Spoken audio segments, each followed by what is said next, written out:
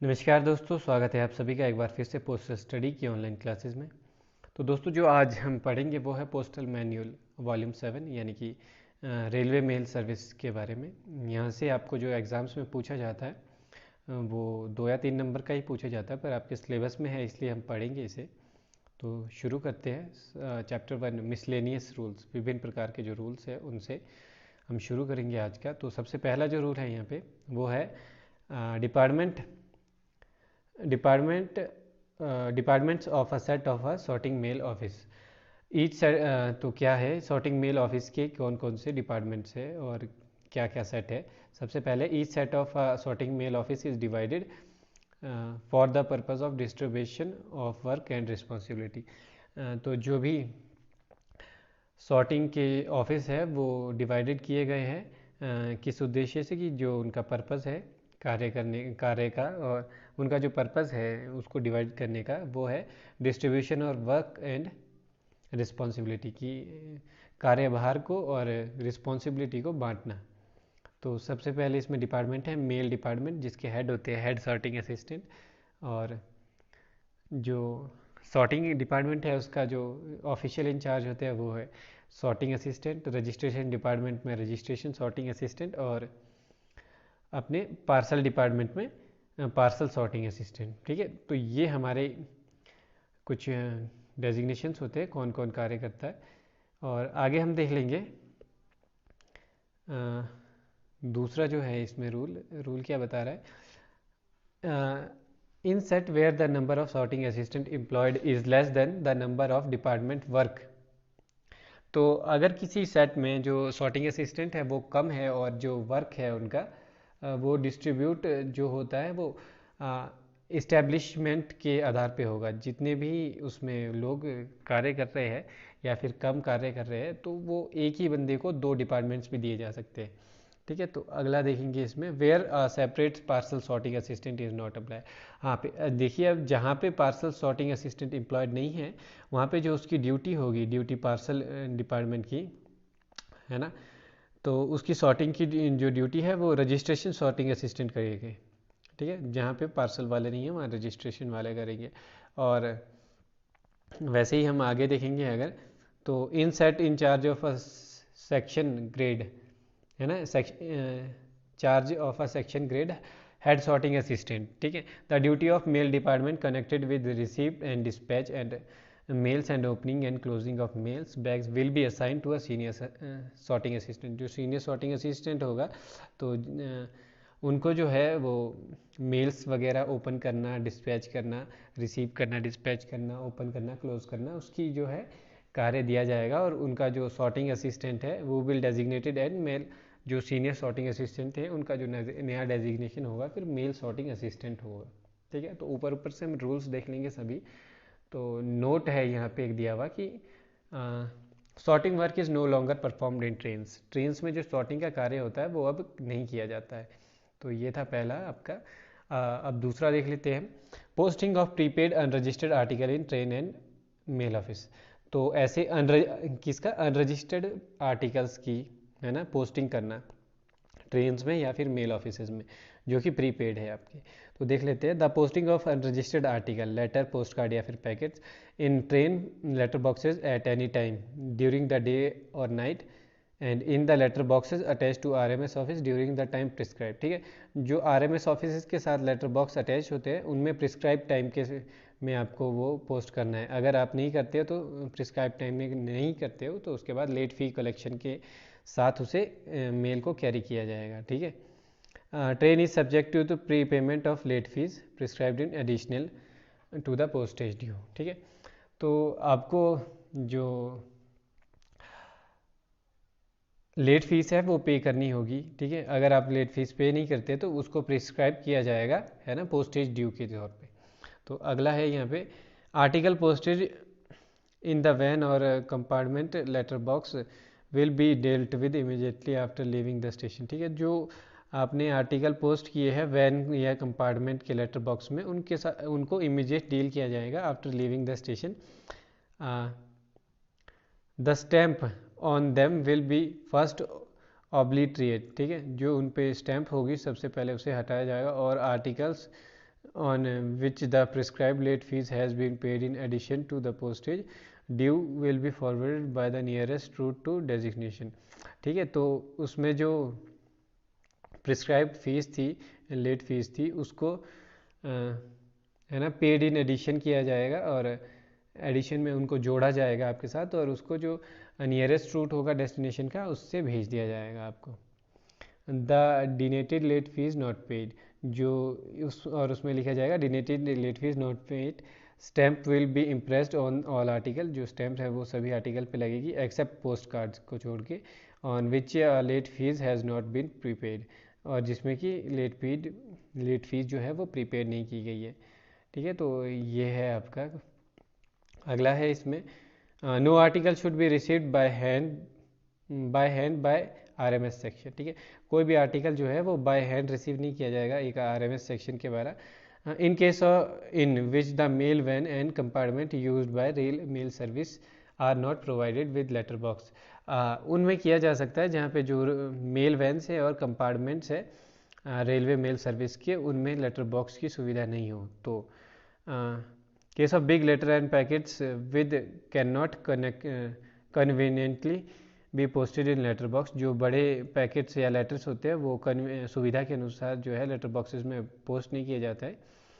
Attach to the trains this rule will be treated as an absence and article should be received by hand. ठीक है, तो ऐसे समय में जो आर्टिकल्स है उनको बाय हैंड रिसीव किया जाएगा, जो बड़े आर्टिकल्स या फिर पैकेट्स होंगे, without security until after departure from the station. ठीक है, जब तक कि उसका डिपार्चर नहीं होता स्टेशन से. When the articles so received should be treated as under paragraph 2 exactly as though post in the van letter box. जैसा कि हमने ऊपर पैराग्राफ 2 में पढ़ा वैसा ही इसे भी उसके बाद ट्रीटेड किया जाएगा. तो अगला है यहाँ पे आपका रूल 4th नंबर का. The regular mail van of sections will have the following notice painted at the letter box. ठीक है, क्या लिखा होगा उसमें? Letters post card and packet posted here must carry in addition to the ordinary postage extra postage as per rates prescribed from time to time. ठीक है, तो जितने भी लेटर बॉक्सेस हैं उनमें ये लिखा होगा कि लेटर पोस्ट कार्ड या फिर पैकेट्स कुछ भी यहाँ पे अगर आप पोस्ट करते हैं तो उनके साथ आपको एडिशन में ऑर्डिनरी पोस्टेज के साथ एडिशन में extra postage as per rates जो कि प्रिस्क्राइब्ड है टाइम टू टाइम वो आपको डालना होगा. ठीक है, तो ये वहाँ पे लिखा होगा हर एक लेटर बॉक्स में, वैन लेटर बॉक्स में या फिर कंपार्टमेंट लेटर बॉक्स में. तो अगला है mention of sections in official correspondence. ठीक है, तो ऑफिशियल जो कोरस्पॉन्डेंस होंगे उसमें सेक्शंस को मेंशन करना ज़रूरी है. सबसे पहले in order to avoid confusion, है ना. सबसे क्यों ज़रूरी है? क्योंकि जो कन्फ्यूज़न है उसको किनारे करने के लिए कि कन्फ्यूज़न ना हो कोई. When ever a section is mentioned in official correspondence, जब भी कोई सेक्शन मेंशन किया जाता है ऑफिशियल कोरस्पॉन्डेंस में, ऑफिशियल पत्राचार में, the beat of the section must always be added. तो उस सेक्शन की जो गश्त है उसको हमेशा ऐड करना होगा विद इन ब्रैकेट्स में आफ्टर डेजिग्नेशन. ठीक है, डेजिग्नेशन के बाद, जैसे कि यहाँ पे लिखा है TP16 Chennai Vijayawada, TP16 out Chennai Vijayawada, TP16 इन विजयवाड़ा चेन्नई. ठीक है, तो ऐसे उसको लिखना होगा. तो अगला देखेंगे हम इसमें आगे है in case where the beat of 2 और more section is the same. अगर कहीं पे 2 या 2 से अधिक सेक्शंस की जो गश्त है वो एक जैसी है, सेम है, तो the railway designation of the train by which the section mentioned work should further be added when the section is referred to the first time. ठीक है, तो जो उसका काम है तो वो उस समय का मेंशन होना चाहिए जब वो काम सबसे पहले किया गया था या फिर रेफ़र किया गया था. इसमें नोट करने के लिए क्या दिया है? This number 1, this rule need to be observed in communications between official of the same division so far as the section and mail offices of the division are concerned.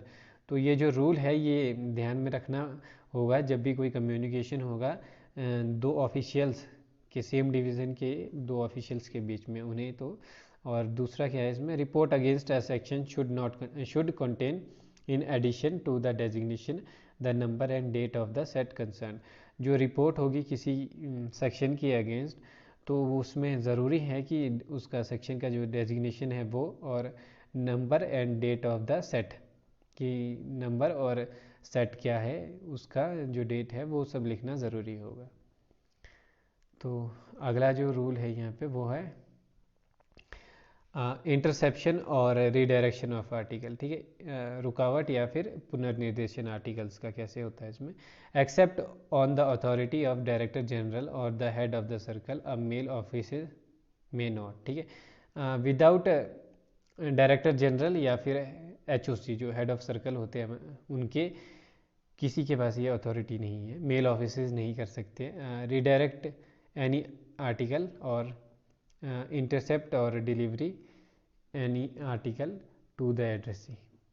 ठीक है, तो note this rule will not apply to camp article for higher officer.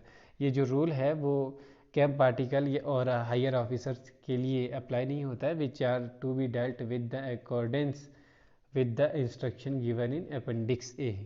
ठीक है, तो इसका जो निपटारा होगा अपेंडिक्स ए में इंस्ट्रक्शन दी है उस हिसाब से होगा। अगला है यहाँ पे information not to be made public.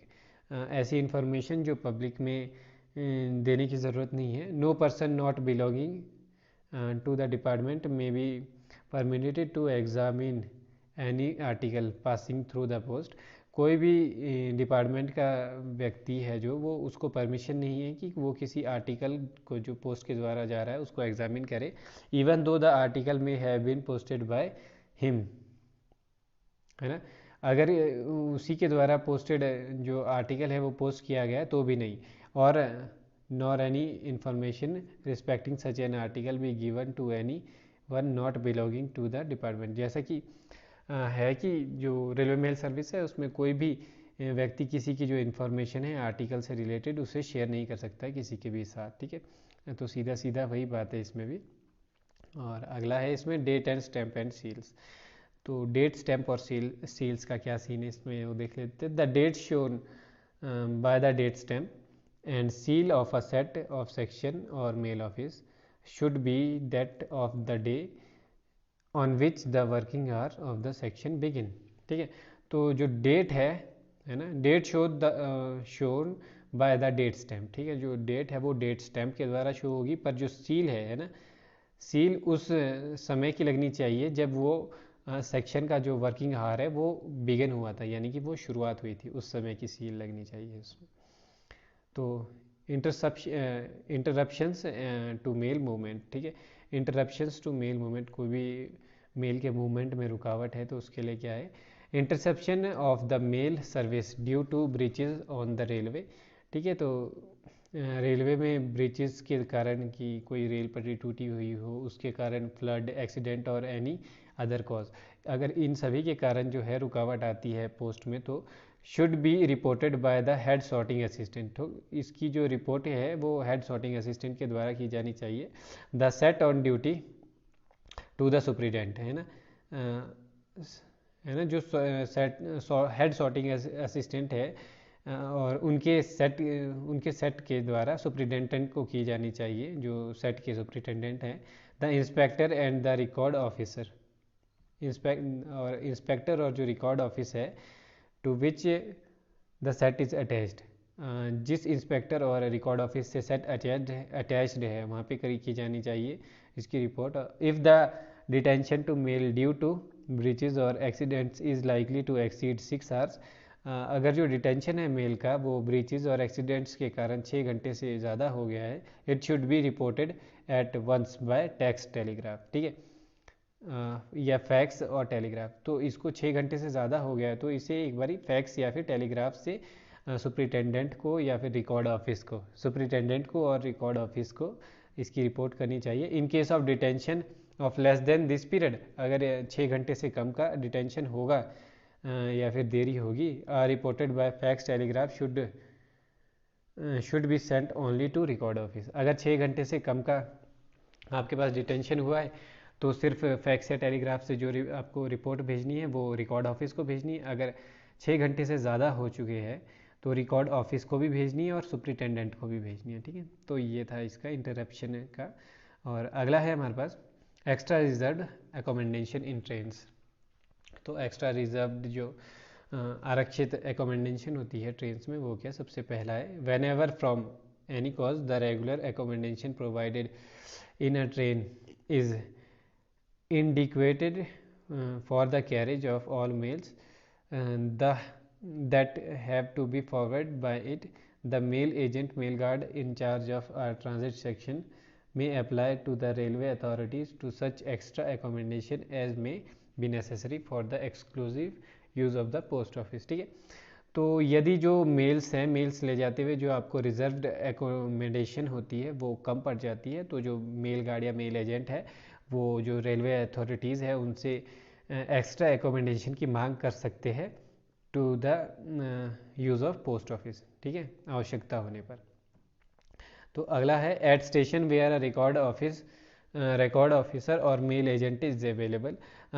किसी स्टेशन पे अगर आपको रिकॉर्ड ऑफिसर और मेल एजेंट अवेलेबल है, the request for extra accommodation, तो वहाँ पे एक्स्ट्रा एकोमोडेशन की जो रिक्वेस्ट है after satisfying himself that such accommodation is actually necessary, तो रिकॉर्ड ऑफिसर की या फिर मेल एजेंट की सेटिस्फेक्शन के बाद कि एक्चुअली में वो नेसेसरी है उतनी accommodation, will be made by the record officer और the mail agent as the case में भी, ठीक है। तो उस दिशा में जो रिकॉर्ड ऑफिसर के द्वारा फिर वो किया जाएगा एकोमोडेशन का इंतज़ाम, और मेल एजेंट के द्वारा। तो तीसरे पे है इसमें when extra accommodation is required under this rule, ठीक है।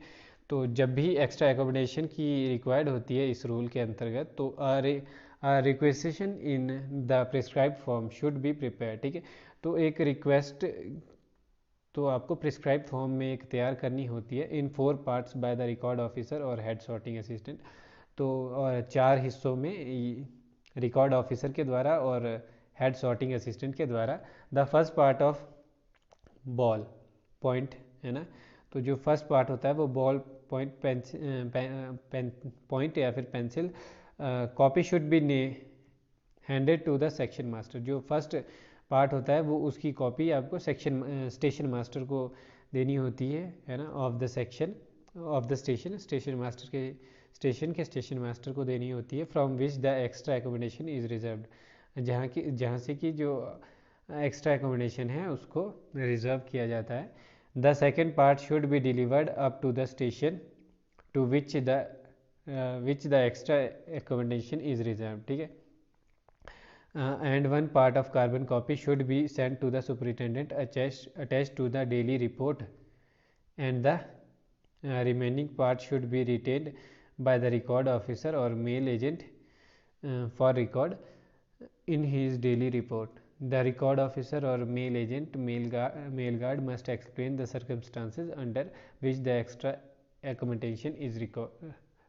तो सुपरिटेंडेंट को भी भेज दी एक कॉपी, और जो एक कॉपी है वो खुद रखेंगे, जो रिकॉर्ड ऑफिसर है वो उनको उसमें मेंशन भी करना होगा रिकॉर्ड्स के लिए कि क्या सर्कमस्टांसेस थे, क्या परिस्थितियाँ थी कि एक्स्ट्रा एकोमोडेशन की रिक्वायर्ड हुई for the carbon copy of requisitioning, है ना।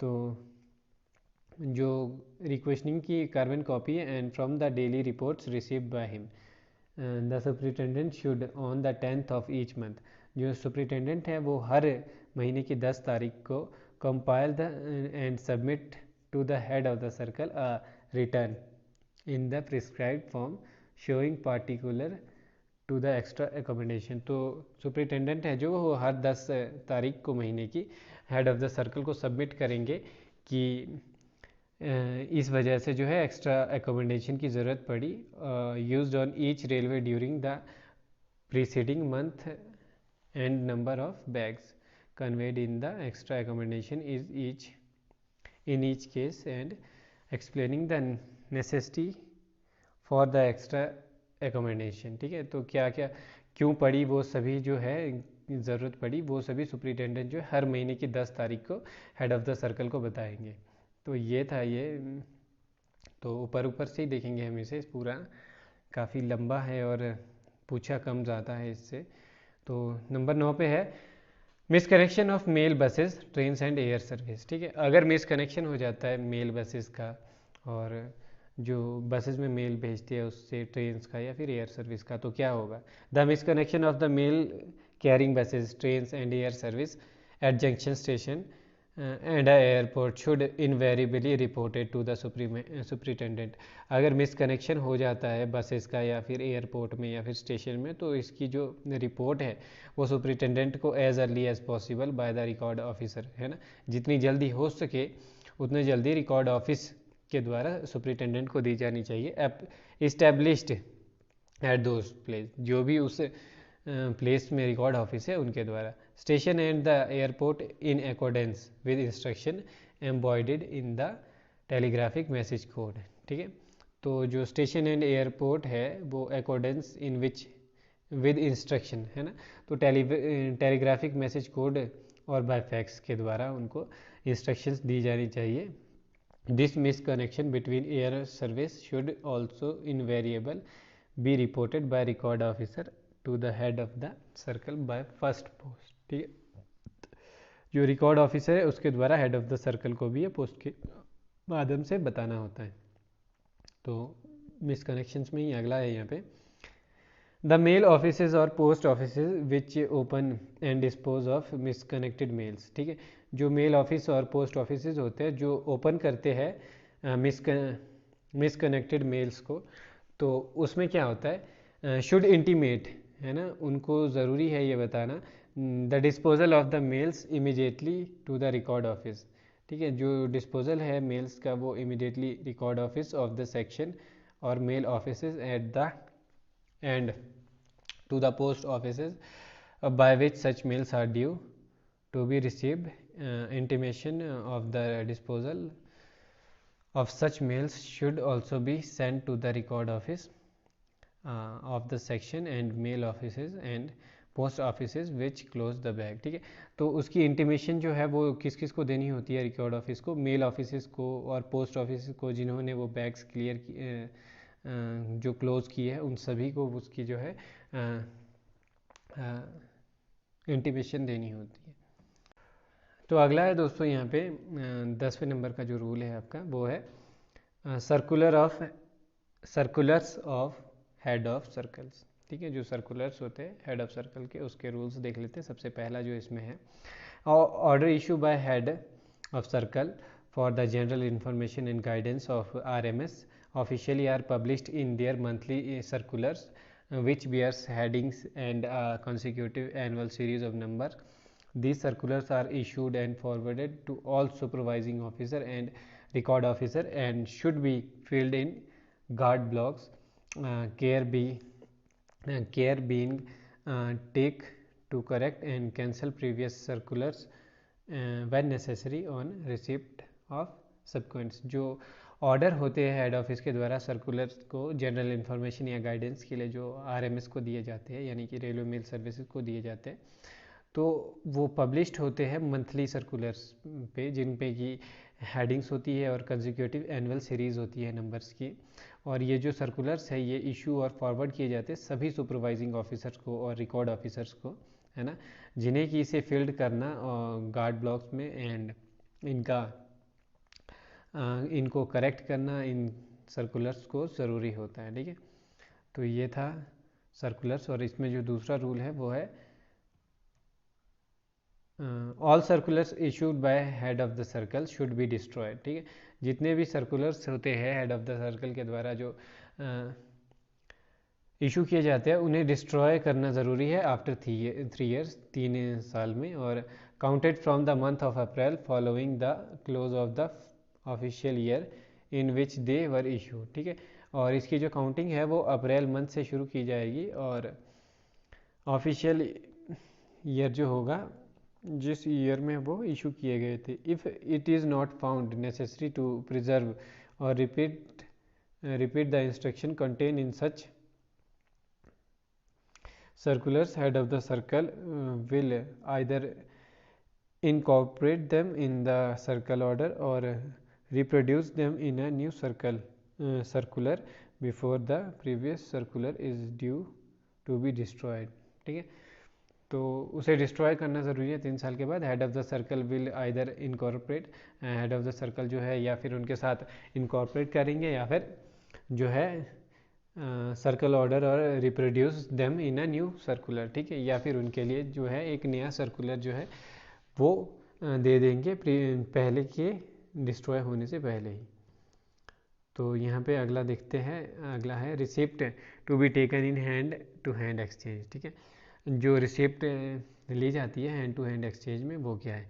इन addition to the rules laid down elsewhere prescribing the transfer of bags और आर्टिकल फ्रॉम वन सेक्शन और मेल ऑफिसर टू अनदर और from one set to another, it is here laid down as a general rule that whenever registered and parcel articles have to be transferred loose, the procedure described below should be followed। ठीक है, जब भी आपको कोई loose में articles भेजने होंगे तो जो है प्रोसीजर ये वाला फॉलो करना होगा। क्या प्रोसीजर है वो देखते हैं। when the number of registered parcel or mail articles to be made over in large, they should be enclosed in a registered और पार्सल बैग। ठीक है, जब भी रजिस्टर पार्सल और रजिस्टर और पार्सल मेल आर्टिकल है वो ज़्यादा है तो उन्हें पार्सल बैग या फिर रजिस्टर्ड बैग में जो है वो बंद करना होगा। Which receipt should be taken in the registered और पार्सल एब्स्ट्रैक्ट, है ना, और the relieved set where the number of such articles is small at the time at the disposal of the relieving set will admit and they are being counted and they should be made over loose but under receipt of the duplicate copy of the registered और parcel list. तो duplicate copy होगी उसमें registered और parcel list की, अगर उसमें कम संख्या में है तो उसे रिलीविंग सेट के साथ भेजा जाएगा। आगे देखिए हम, in all such cases the bag from a set of mail office, अगर इन सभी केसेस के मामले में जो बैग होता है from one set of mail office to another will be indicated in the accompanying mail list as L, L के द्वारा उसे एल बैग के द्वारा उसे शो किया जाएगा और separate acquittance having been obtained for registered parcel bag article due mail list which will in such case snow exchange for L and R and P L R and P bag instead of D और S bag. ठीक है, L R और P bags का use किया जाएगा D और S bag के जगह पे। तो अगला है इसमें knowledge of sorting list and list of Indian post office. ठीक है, तो जो it is essentially necessary that every sorting assistant should commit the sorting list for memory. He should be able to readily repeat or write down from memory the particulars of the due mails received and delivered at each receipt and dispatch। ठीक है, तो ये वाला जो है वो काफ़ी important है, ये पहले हमने एग्जाम्स में भी देखा है। तो जो इसमें क्या है, इट इज़ एसेंशियली नेसेसरी, ये बहुत ही ज़्यादा आवश्यक है कि जो सॉर्टिंग असिस्टेंट है उन्हें ये ज़बानी याद हो, है ना, उन्हें अपनी मेमोरी से याद हो ये कि he should be able to readily repeat. ठीक है, रिपीट और राइट डाउन होना चाहिए उनको अपनी मेमोरी से पार्टिकुलर्स, अगर कोई भी ड्यू मेल रिसीव्ड होती है या फिर डिलीवर होती है या डिस्पैच होती है उनके बारे में, है ना, तो उन्हें मेमोरी से याद होना चाहिए सब कुछ। और यहाँ पे है आगे, every sorting assistant should B conversant with the list of Indian Post Office which will be useful in sorting। ठीक है, जितने भी sorting assistant होते हैं उन्हें conversant with the list of Indian Post Offices, है ना, और which will be useful in sorting। he must truly know the names of all head post offices। ठीक है, और उन्हें जो है सभी head post offices के नाम पता होने चाहिए in India and the name of sub and branch offices under such head post offices group to be prescribed by the divisional superintendent and be able to readily repeat or write down. ठीक है, तो from memory and names of the sub and branch offices in account with each sub head office and of the branch office in account with each such सब office. ठीक है, तो ये सभी इन्हें जो है सॉर्टिंग असिस्टेंट को ज़बानी याद होना चाहिए, अपनी मेमोरी से याद होना चाहिए. आगे यहाँ पे बता रहा है ये, every sorting assistant should be conversant with the pin code. ठीक है, to all pin sorting districts in India and should be able to readily repeat और write down from memory the pin code of sorting districts. ठीक है, तो जो भी sorting assistant है वो उन्हें कन्वर्जेंट होना चाहिए, उन्हें जो पिन कोड है उनके साथ वो सभी उन्हें ज़बानी याद होनी चाहिए, अपनी मेमोरी से याद होने चाहिए, वो हमेशा तैयार रहने चाहिए उनको सीखने के लिए, रिपीट करने के लिए, और उन्हें सब कुछ याद होना चाहिए जो भी pin code of sorting districts है वो सभी. और एडिशन एंड अल्ट्रेशन. ठीक है, additions and alteration and periodically made in the list of Indian Post Office, and it is necessary therefore that sorting assistant should make themselves acquainted with all changes and that affect them on receipt of new edition of the list so as to keep their knowledge up to date. ठीक है, तो उन्हें जो है sorting assistant को जो list है Indian post office की और पिन कोड्स वगैरह की वो सभी याद होने चाहिए उनकी नॉलेज को बढ़ाने के लिए. ठीक है, और जो भी ज़रूरत होती है उनको periodically made in the list of Indian post office, सब कुछ उन्हें याद होना चाहिए. और आगे है इसमें ही, no sorting assistant can be efficient unless he knows the sorting list by heart and has an intimate acquaintance with the list of Indian Post Office.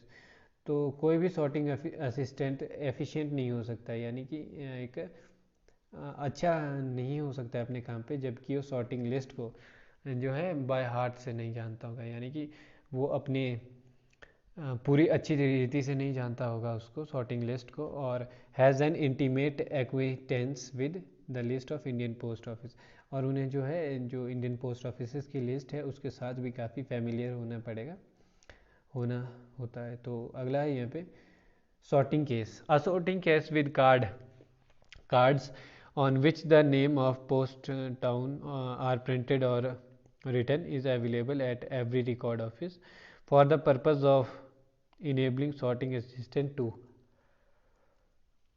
practice sorting, as the sorting case is similar in every respect to that used by a set while on duty and is arranged in the same way. Proficiency in sorting can be attained by any sorting assistant by such practice. Sorting with these practice cards will be found therefore a useful and profitable occupation for sorting assistant while off duty. ठीक है, तो sorting assistant होते हैं जो उनको name of post word and printed on written is evenly, उनका जो name of post होता है, टाउन्स होता है और प्रिंटेड होता है हर एक रिकॉर्ड ऑफिस में. ठीक है, तो सॉर्टिंग असिस्टेंट्स को ये सभी कार्य जो होते हैं वो करने होते हैं अपने. तो आगे है इसमें नोट दिया है एक, द सुपरिटेंडेंट इंस्पेक्टर और record officer may order sorting assistant to attend the record office for practice sorting due his rest time. तो जो सुपरिटेंडेंट है या फिर इंस्पेक्टर है या फिर जो रिकॉर्ड ऑफिसर है वो ऑर्डर कर सकते हैं सॉर्टिंग असिस्टेंट को अटेंड करने के लिए कोई भी है ना रिकॉर्ड ऑफिस में कोई भी प्रैक्टिस सॉर्टिंग की उसके रेस्ट टाइम में, अगर वो रेस्ट कर रहा है तो भी उसे ऑर्डर कर सकते हैं और उन्हें आना होगा. ठीक है, तो ये था हमारा सॉर्टिंग वाला. और आगे है supply of sorting list to sorting assistant. ठीक है, सॉर्टिंग लिस्ट की जो सप्लाई है वो कैसे की जाती है सॉर्टिंग असिस्टेंट को. सबसे पहला every sorting assistant in RMS will be supplied with a copy of the sorting list of the mail offices to which he is attached and will be required to grant a receipt for it in the following form. ठीक है, तो हर एक sorting assistant को एक sorting list दी जाती है, जिससे कि वो जिस लिस्ट में लिखा होता है वो कि कहाँ कहाँ से वो अटैच्ड है। ठीक है, वो अटैच्ड है ये होता है। और अगला है यहाँ पे it will be the duty of and responsibility of each sorting assistant to keep his personal copy of the sorting list corrected, up to date, and record officer will see that this important item of work is attended to during record office attendance। ठीक है, तो हर एक sorting assistant की ये responsibility होती है कि उसकी जो पर्सनल कॉपी है सॉर्टिंग लिस्ट की उसको वो करेक्ट रखे और अप टू डेट रखे हमेशा। रिकॉर्ड ऑफिसर जो है वो देख सकते हैं कि ये जो काफ़ी इम्पोर्टेंट चीज़ है सॉर्टिंग लिस्ट सॉर्टिंग के काम पे, तो रिकॉर्ड ऑफिस की अटेंडेंस के समय ये वो चेक भी कर सकते हैं। तो अगला यहाँ पे है the personal copy of the sorting list will be accounted for the same manner as metal token. ठीक है, तो जैसे कि मेटल टोकन दिए जाते हैं जो कि हम इसके बाद देखेंगे, वैसे ही sorting list will be accounted. ठीक है, उसके लिए भी अकाउंटेड है, उत्तरदायित्व है उसका सॉर्टिंग असिस्टेंट का। In case of sorting assistant surrender the sorting list the receipt will be return to him. अगर उसने जो सॉर्टिंग लिस्ट है वो सरेंडर कर दी है, वो दे दी है, तो उसको उसकी रिसिप्ट दी जाएगी, है ना। Will be return to him. It will be the duty of the record officer to see that sorting list are return. ठीक है, तो ये ड्यूटी किसकी है? रिकॉर्ड ऑफिसर की है कि जो सॉर्टिंग लिस्ट है वो रिटर्न कर दी गई है सॉर्टिंग असिस्टेंट्स की तरफ से by officials when asked for and that is the sorting list is lost. ठीक है, अगर कभी पूछे कोई ऑफिशियल्स ने, किसी बड़े अधिकारियों ने पूछा कि सॉर्टिंग लिस्ट क्या है, अगर वो खो गई है तो 1 रुपये जो है वो रिकवर किए जाएंगे from the official as a nominal cost of the sorting list. ठीक है, तो सॉर्टिंग लिस्ट की जो नॉमिनल कॉस्ट है 1 रुपये वो उनसे ली जाएगी और नई जो कॉपी है ना, उसके बाद उसे सप्लाई किया जाएगा अगर गुम कर देते हैं तो अब है metal tokens. A metal token of authorised type must be carried by all RMS official. जो मेटल टोकन होते हैं वो सभी आरएमएस ऑफिशियल्स के द्वारा कैरी करने ज़रूरी होते हैं, अदर देन सुपरवाइजिंग ऑफिसर्स को छोड़ के, who travel on duty in a vehicle और compartment reserved for the post office. जो कि ड्यूटी के लिए ट्रैवल करते हैं किसी व्हीकल में और या फिर कंपार्टमेंट्स में रिजर्व जो होता है जो कि पोस्ट ऑफिस के लिए। और वो have to enter the platform for exchange of mail. और जो कि प्लेटफॉर्म में आते एंटर होते हैं मेल्स को एक्सचेंज करने के लिए, in order to show their right to be present in the mail van or reserved compartment or on the platform. ये उन्हें दिखाना होता है कि उनके पास इसका अधिकार है मेल को देने का या फिर एक्सचेंज करने का। As all record officer, sorting assistant, mail guard and group D officials of the RMS may at any time be required to travel in the mail van or reserved compartment. जो RMS के record officer होते हैं, sorting assistant होते हैं, mail guard होते हैं या फिर ग्रुप डी के ऑफिशियल होते हैं, उन्हें कभी भी रिजर्व कंपार्टमेंट्स में या फिर मेल वैन में जो है वो ट्रैवल करने की ज़रूरत पड़ सकती है ड्यूटी के लिए। तो or to enter the platform for exchange of mails, या फिर प्लेटफॉर्म में अंदर जहाँ एक्सचेंज करने के लिए मेल्स के लिए, they will each B supplied with the metal token. ठीक है, उन सभी को एक मेटल टोकन दिया जाता है जो कि वो दिखाते हैं जबकि रेलवे गार्ड या फिर टिकट एग्जामिनर जो होते हैं वो उनसे मांगे तो। ठीक है, तो ये था। और नोट है इसमें, metal tokens should also be supplied to those mailmen who travel in charge of mail in reserve. ठीक है, तो जो मेटल टोकन है वो उन मेलमैन्स को भी दिए जाएंगे जो कि रिजर्व कंपार्टमेंट्स में जो ट्रेवल करते हैं। तो अगला है the token are the property of government. ठीक है, जो टोकन है वो गवर्नमेंट की प्रॉपर्टी है and supplied from the stock depot, और इसे स्टॉक डिपो से सप्लाई किया जाता है to the head record office के लिए स्टॉक डिपो से ये हेड रिकॉर्ड ऑफिस के लिए सप्लाई किया जाता है, और जो हेड रिकॉर्ड ऑफिस है वो इसे टोकन को इशू करते हैं ऑफिशियल को, है ना, ऑफिशियल्स को अटैच करके उनकी हीज ऑफिस एंड सप्लाइज उनके ऑफिस के हर एक ऑफिशियल्स को, और then to record and sub record office, उसके बाद record office and sub record officers को for issue by them to the official attach to their respective office. ठीक है, तो जितने भी उस उनके ऑफिस से अटैच्ड ऑफिसर्स होते हैं उन सभी को ये दिए जाते हैं। और आगे है they each bear the name of division and a serial number and are treated as part of the stock of record office. Every official to whom a token is issued, ठीक है, is required to grant a receipt for it in the following form। ठीक है, जो यहाँ पे form दिया है ऐसे फॉर्म में जिस ऑफिसर को है वो मेटल टिकट मेटल टोकन जो है वो इशू किया गया है उनको रिसिप्ट देनी होती है, वहाँ पे डेट अपना डेजिग्नेशन वगैरह सब कुछ लिखना होता है। The holder must always retain possession of his token and wear it on duty. जो होल्डर है मेटल टोकन के उनको इसे हमेशा अपनी ड्यूटी में पहन के रखना होता है, and he will be held personally responsible for its loss और मिसयूज़। ठीक है, और वो पर्सनली इसके मिसयूज़ और अगर गुम हो जाता है तो उसके लिए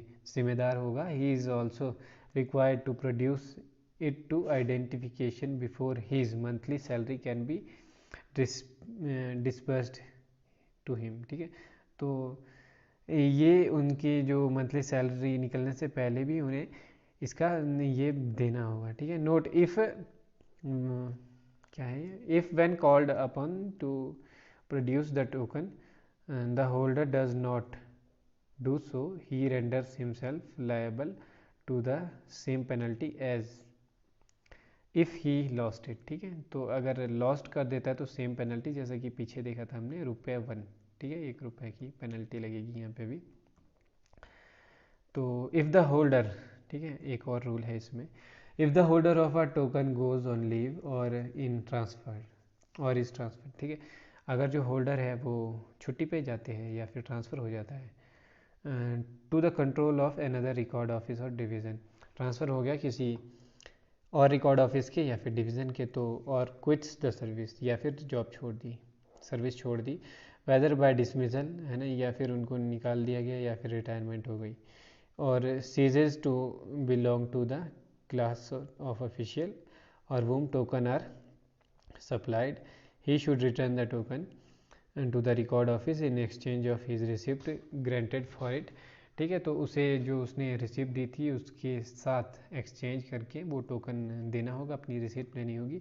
it will be the duty of record officer, ये ड्यूटी किसकी रहेगी, रिकॉर्ड ऑफिसर की रहेगी, to see the token are duly return to official वो proceed on leave or transfer की, जिन्होंने लीव ले ली है या फिर छोड़ दिया जो भी कर दिया है हमने अभी देखा, तो उनसे वो टोकन वापस लेने की ड्यूटी है रिकॉर्ड ऑफिसर की, है ना।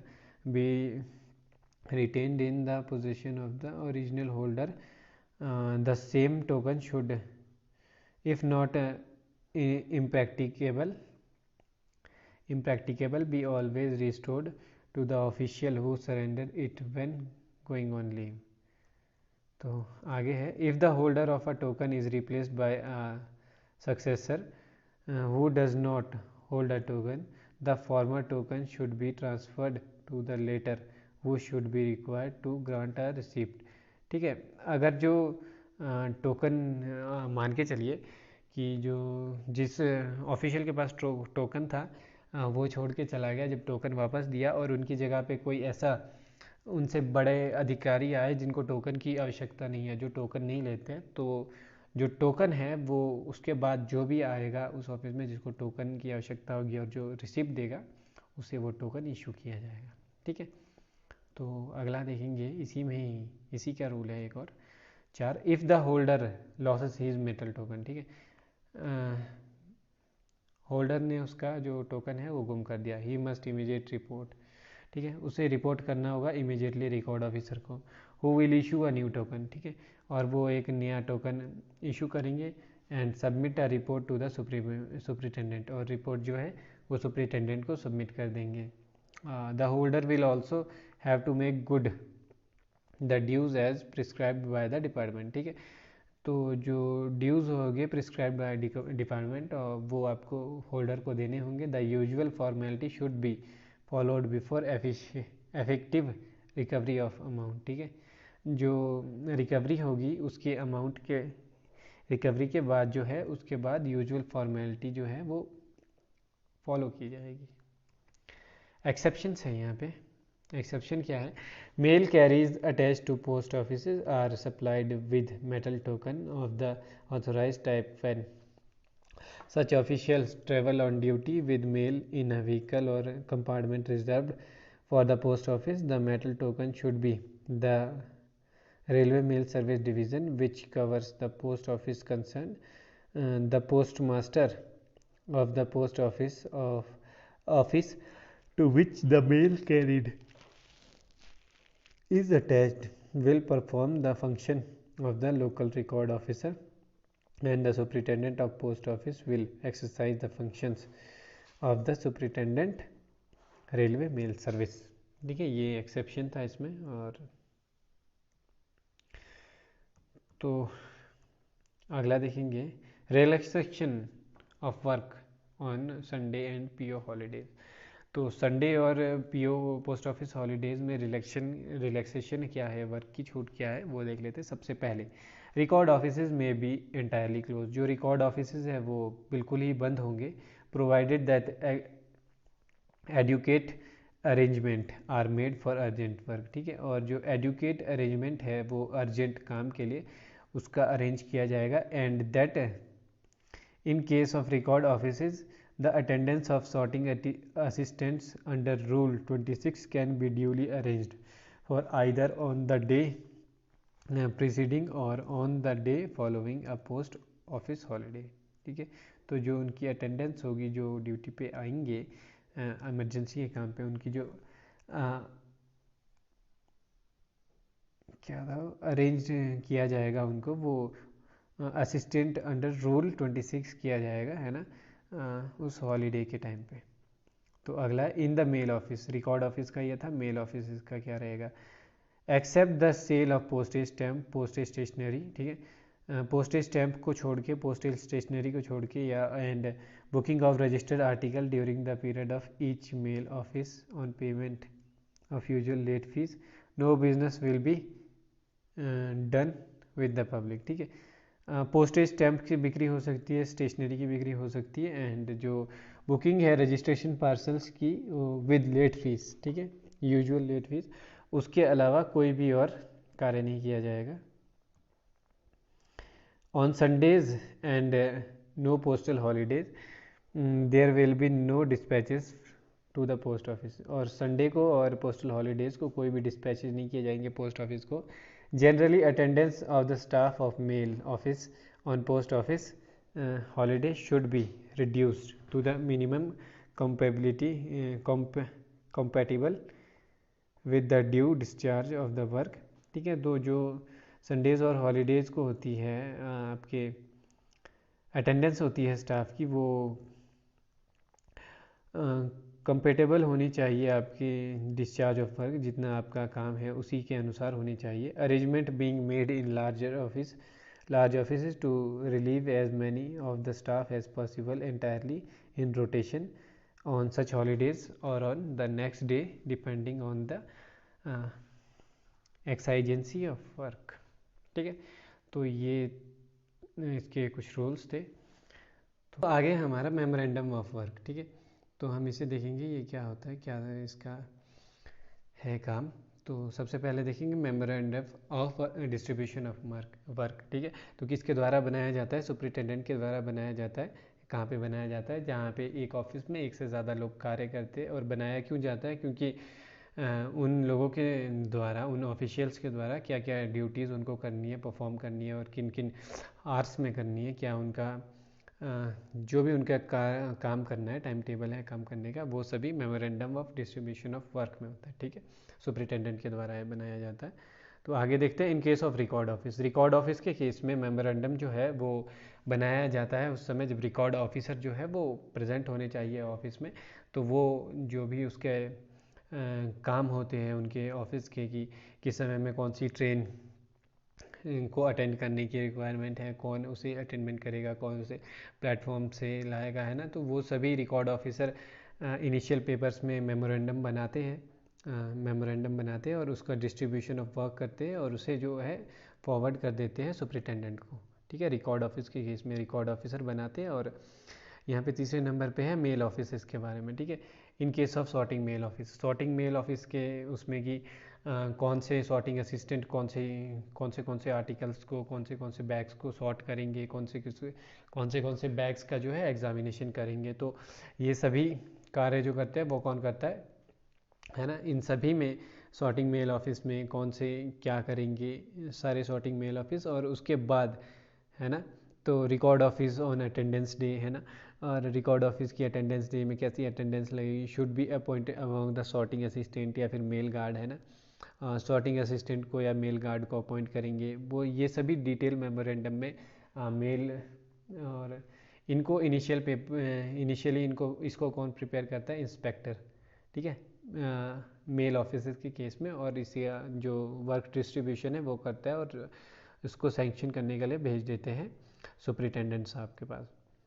तो आगे है हमारे पास in case of a section of memorandum will show proper arrangement. ठीक है, तो जो मेमोरेंडम होता है किसी सेक्शन के मामले में जो है वो प्रॉपर अरेंजमेंट दर्शाता है बैग्स की, जो बैग्स वैन में भेजे जाने हैं डिलीवरी के लिए, कोई हैवी आर्टिकल से या फिर बल्क वेट वाले आर्टिकल से जो सरफेस वैन से भेजे जाने हैं, या फिर है ना जैसे भी भेजे जाने। और टीबी जो ट्रांजिट बैग प्रिस्क्राइब्ड होता है वो सभी, केज ट्रांजिट बैग वो सभी इसमें प्रिस्क्राइब्ड होने चाहिए स्पेसिफिक मेमोरेंडम्स में। ठीक है, तो अगला हमारे पास आता है copies of memorandum will be furnished by the superintendent of the record office. ठीक है, तो जो कॉपीज़ होती है मेमोरेंडम की वो फर्निश की जाती है सुपरिटेंडेंट के द्वारा to record office, mail office और सेक्शन ऑफिस या फिर इंस्पेक्टर को कंसर्न करके। ठीक है, तो यहाँ पे एक नोट दिया गया है कि जो सेक्शन ऑफ सुपरिटेंडेंट है, अगर उन्हें लगता है कि ये ज़रूरी है, इसकी आवश्यकता है, तो वो एक इशू में कर सकते हैं मेमोरेंडम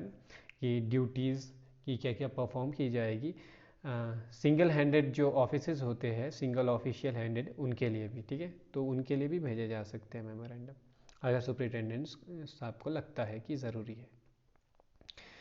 तो अगला है डिस्पोजल रिकॉर्ड। ठीक है, तो जो the following record should be torn and sold as waste paper. ठीक है, तो ऐसे रिकॉर्ड जिसको भी जला देना चाहिए या फिर बेच देना चाहिए वेस्ट पेपर के तौर पे रद्दी में, तो उनकी एक्सपायरी डेट ख़त्म होने के बाद। तो वो देख लेते हैं कौन कौन से क्लास 1 में इधर रिकॉर्ड्स है, यहाँ पे उनकी डेट ऑफ प्रिजर्वेशन है, कब तक रखे जाने चाहिए।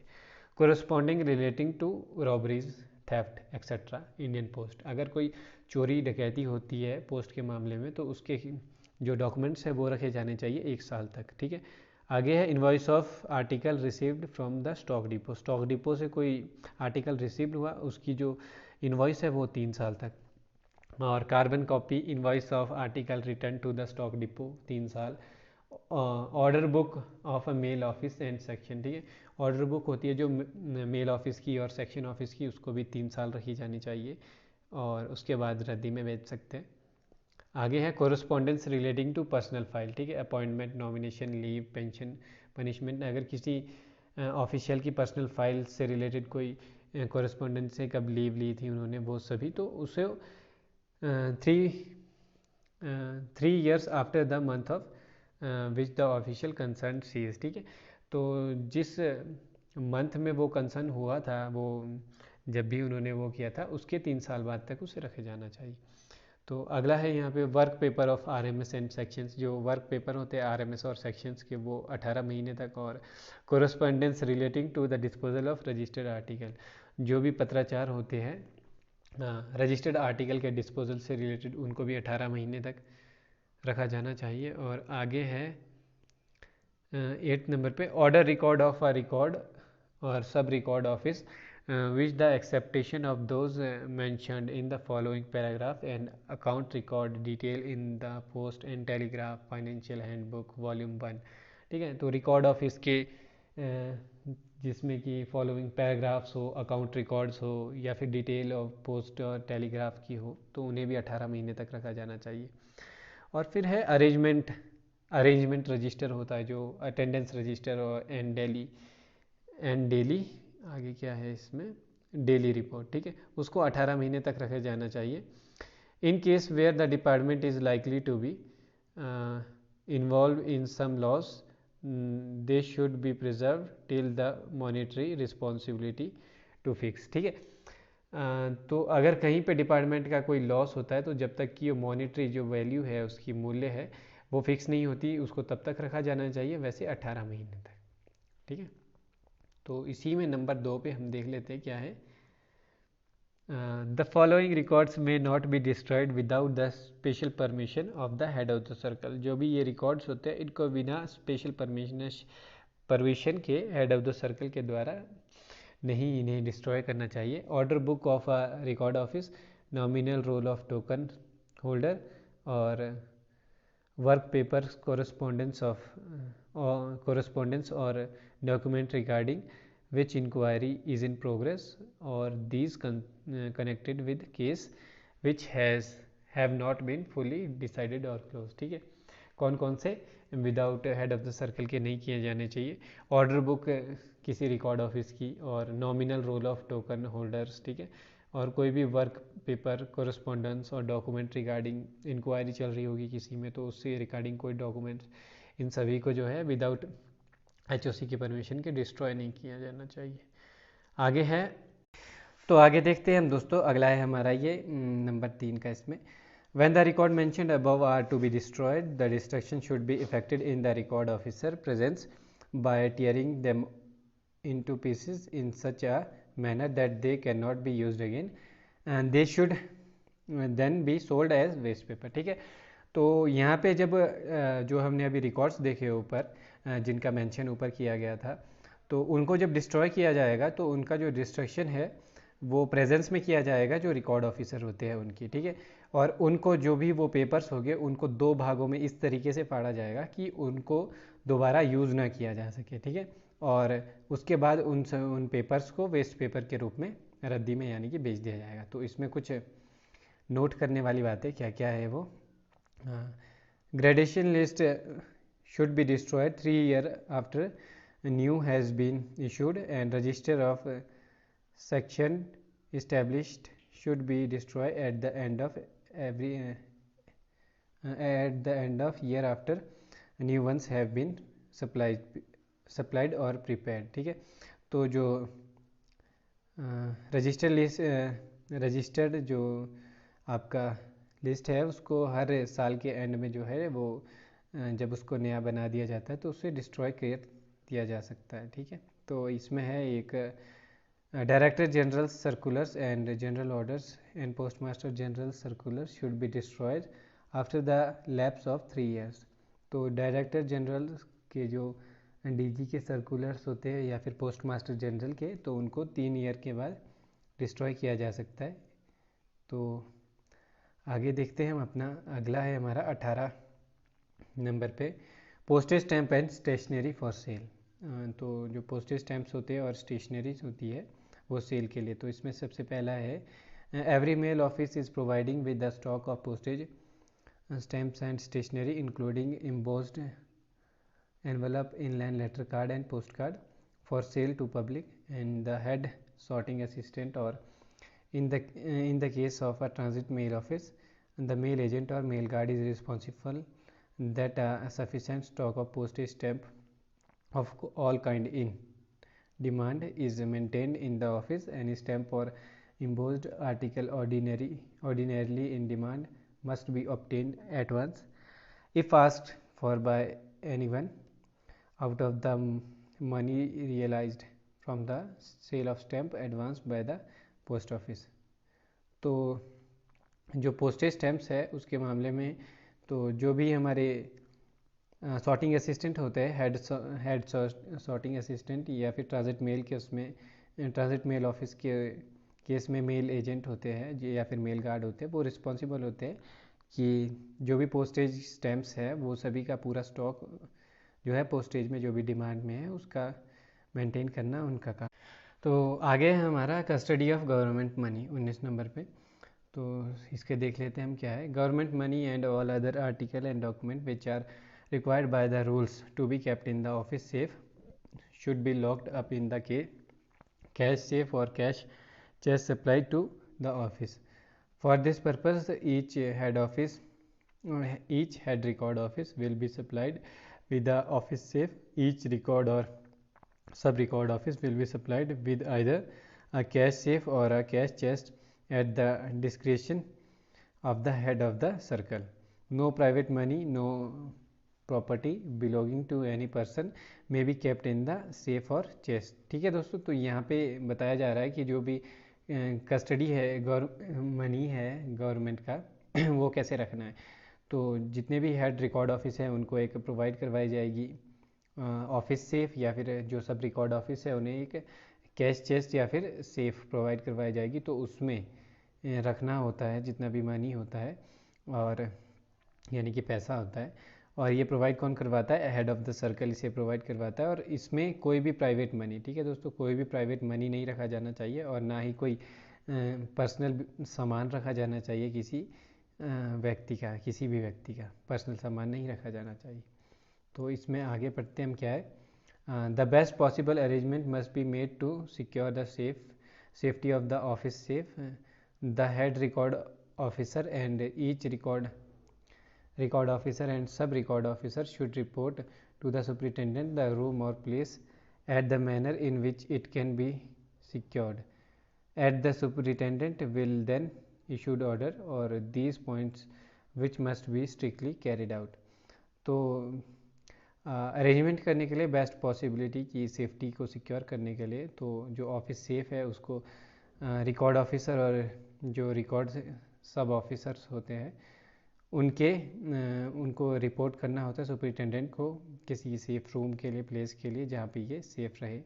और जब ऑर्डर पास किए जाते हैं तो इन पॉइंट्स को स्ट्रिक्टली लिया जाता है। तो अगला इसमें है यहाँ पे कि in record and sub record offices having one और मोर सॉर्टिंग असिस्टेंट। ठीक है, तो जहाँ रिकॉर्ड या सब रिकॉर्ड ऑफिस में एक से ज़्यादा सॉर्टिंग असिस्टेंट है बिसाइड द रिकॉर्ड और सब रिकॉर्ड ऑफिसर, तो द कैश चेस्ट और safe should have arrangement of securing it with 2 locks. ठीक है, तो जहाँ एक से अधिक यानी कि 2 सॉर्टिंग असिस्टेंट है अगर, तो जो कैश सेफ है तो उसको 2 तालों के साथ लगाना चाहिए, और जिनकी की cash chest for supply to other record or sub record office may at the discretion of the head of the circle have arrangement for using only 1 lock। तो अगर हेड ऑफ द सर्कल चाहते तो 1 lock भी use कर सकते हैं उसमें, वैसे 2 लॉक यूज़ करने चाहिए उसमें अगर 2 से ज़्यादा सॉर्टिंग असिस्टेंट है। इसमें आगे है इन रिकॉर्ड ऑफिस 1 की of the safe will be retained in the custody of the head record officer and other in that of the accountant। ठीक है, तो जो हेड रिकॉर्ड ऑफिसर है उसके केस में जो एक चाबी है वो रहेगी हेड रिकॉर्ड ऑफिसर के पास सेफ की, एक रहेगी जो लेखपाल है उस ऑफिस के उनके पास। ठीक है, तो in record and sub record officers with 1 और मोर सॉर्टिंग असिस्टेंट, तो जो रिकॉर्ड और सब रिकॉर्ड ऑफिसर्स होते हैं जिसमें एक से अधिक सॉर्टिंग असिस्टेंट होते हैं, रिकॉर्ड ऑफिसर और सब record officer, the key of 1 of the locks should be retained bye the record officer. ठीक है, तो वहाँ पे जो दोनों तालों में से एक चाबी है वो रिकॉर्ड ऑफिसर के पास होनी चाहिए और द सब रिकॉर्ड ऑफिसर या फिर सब रिकॉर्ड ऑफिसर के पास, and that the other by the sorting assistant nominated by SRM। और जो दूसरी चाबी है वो सॉर्टिंग असिस्टेंट के पास होती है जिसे कि SRM के द्वारा जो है अपॉइंट नॉमिनेट किया जाता है, तो उनके पास होनी चाहिए। तो ये था इसका, और इसके बाद हमारे पास आता है चैप्टर 2 और वो हम अगली क्लास में पढ़ेंगे। तो आज के लिए इतना ही, मिलते हैं आपसे अगली क्लास में। तब तक के लिए आप सभी अपना ध्यान रखिए, अपने परिवारों का ध्यान रखिए। शुभ